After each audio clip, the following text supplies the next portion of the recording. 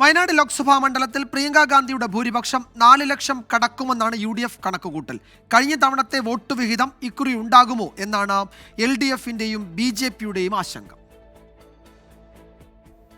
പ്രിയങ്ക ഗാന്ധിക്ക് 5 ലക്ഷത്തിലധികം വോട്ടിന്റെ ഭൂരിപക്ഷം ലഭിക്കുമെന്നായിരുന്നു UDF നേതാക്കൾ പ്രചാരണ ഘട്ടത്തിലുടനീളം പറഞ്ഞിരുന്നത്. എന്നാൽ പോളിംഗ് കഴിഞ്ഞതോടെ അതിപ്പോൾ 4 ലക്ഷത്തിലേക്ക് ചുരുങ്ങി. കാരണം പോളിംഗ് ശതമാനത്തിലെ കുറവാണ്. 8% വോട്ടുകളാണ് കഴിഞ്ഞ തവണത്തേതിനേക്കാൾ കുറഞ്ഞത്. തങ്ങളുടെ വോട്ടുകൾ പരമാവധി പോൾ ചെയ്യിക്കാൻ കഴിഞ്ഞിട്ടുണ്ടെന്നാണ് നേതാക്കളുടെ അവകാശവാദം.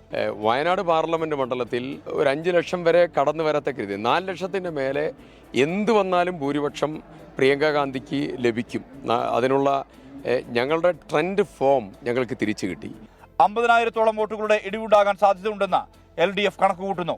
കഴിഞ്ഞ തവണ LDF നേടിയത് 2,83,023 വോട്ടുകളാണ്.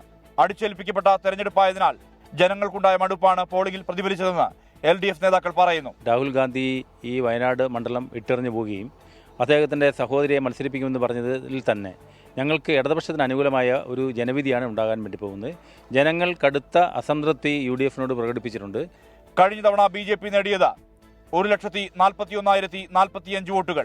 അത് ഇത്തവണ ആവർത്തിക്കുമെന്ന കാര്യത്തിൽ പാർട്ടിക്ക് ആശങ്കയുണ്ട്.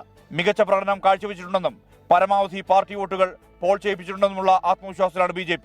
കഴിഞ്ഞ തവണ 10 ലക്ഷത്തിലധികം വോട്ടുകൾ പോൾ ചെയ്തപ്പോൾ ഇത്തവണ അത് 9.5 ലക്ഷത്തിലേക്കാണ് ചുരുങ്ങിയത്. ഇത് ആരെ ബാധിക്കുമെന്നാണ് കണ്ടറിയേണ്ടത്. 24 വയനാട്.